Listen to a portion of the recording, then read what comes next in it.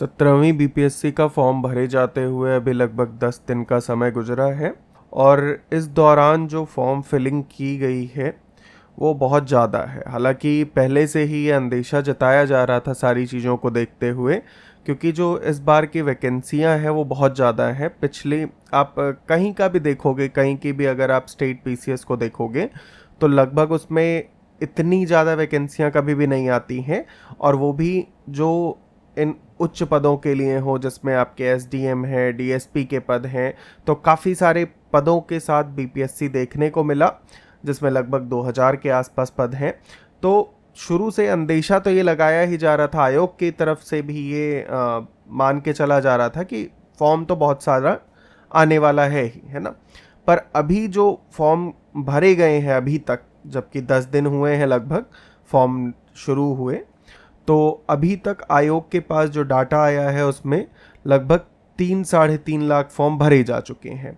और क्योंकि हम जानते ही हैं शुरुआत में क्या होता है, थोड़ा सा जो एस्पिरेंट्स होते हैं वो लोग सुकून से रहते हैं कि अभी चलिए डेट है काफ़ी, तो आगे चल के भर लेंगे। हालांकि इसमें एक्सटेंशन भी डेट्स में मिल सकती है, पर फिर भी अगर आप भी भरने के लिए अभी तक आपने नहीं भरा है और सोच रहे हैं तो सोचिए मत ज़्यादा, फॉर्म डाल दीजिए, क्योंकि हो सकता है आगे डेट वगैरह ना बढ़े, है ना। डालते हुए ध्यान से बिल्कुल भरिएगा।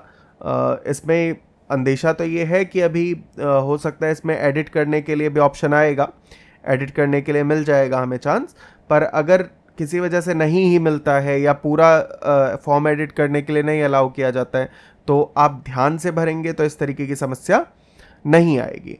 अभी जो 10 दिन का और समय लगभग है, अगर फॉर्म आगे नहीं बढ़ती है डेट, तो इसमें ये मान के चल सकते हो आप कि जितने अभी भरे गए हैं उसके 2 से 3 गुने फॉर्म और कम से कम भरे जाएंगे। तो कंपटीशन का लेवल आप देख ही रहे हो, है ना। अभी से बढ़िया तरीके से मेहनत कर ही रहे हो, है ना। जैसे ही भी चल रही है आपकी 10 घंटे 12 घंटे लग के अपना कर सकते हैं, ताकि आपका एग्ज़ाम अच्छे से क्लियर हो जाए। आगे डेट बढ़ेगी नहीं बढ़ेगी, जो भी सारे कयास लगाए जा रहे हैं, अभी तक देखिए कोई ऑफिशियल नोटिफिकेशन आया नहीं है आयोग की तरफ से, है ना। ये भी है कि 7 लाख अगर अभ्यर्थी रहेंगे तो एक दिन में एग्ज़ाम करवाया जा सकता है, और अगर उससे ज़्यादा रहते हैं तो कहीं ना कहीं फिर आयोग के लिए थोड़ी समस्या हो सकती है। तब ये भी हो सकता है कि 2 दिनों में एग्ज़ाम करवाया जाए या 2 पारियों में एग्ज़ाम करवाया जाए, जिसमें कि फिर डिफ़िकल्टी आएगी, कठिनाई आएगी, क्योंकि पेपर अलग अलग रहेगा। अब ये देखना पड़ेगा कि फिर नॉर्मलाइजेशन होता है या क्या रहता है ना। तो इन सारी चीज़ों से इतर कम से कम आपको ये करना चाहिए अभी कि अपने फॉर्म फिल कर लीजिए। अगर आप ऐसे अभ्यर्थियों में से हैं कि खाली मन बना भी रहे हैं कि अभी फॉर्म भरें ना भरें, तैयारी है नहीं है, पूरी तैयारी नहीं है, तब भी मेरा तो यही सुझाव रहेगा कि आप एक बार फॉर्म डाल लीजिए। अगर आप बिहार से बाहर के हैं तो बस 600 रुपये की बात है ना, आप फॉर्म डाल के छोड़ सकते हैं। तैयारी रहेगी, लगता है जाएंगे तो चले जाइएगा देने, है ना।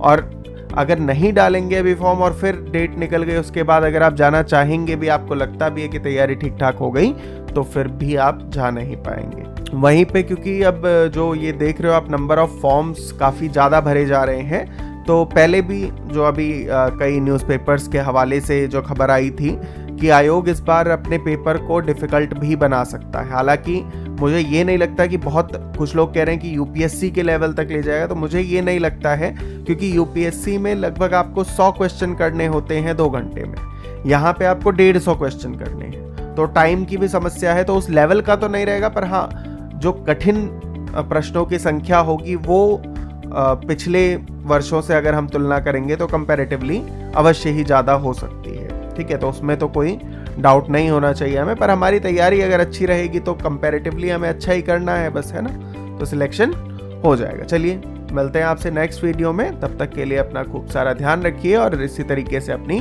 तैयारी करते रहिए। फॉर्म नहीं भरा है तो जल्दी से जाके फिल कर लीजिए।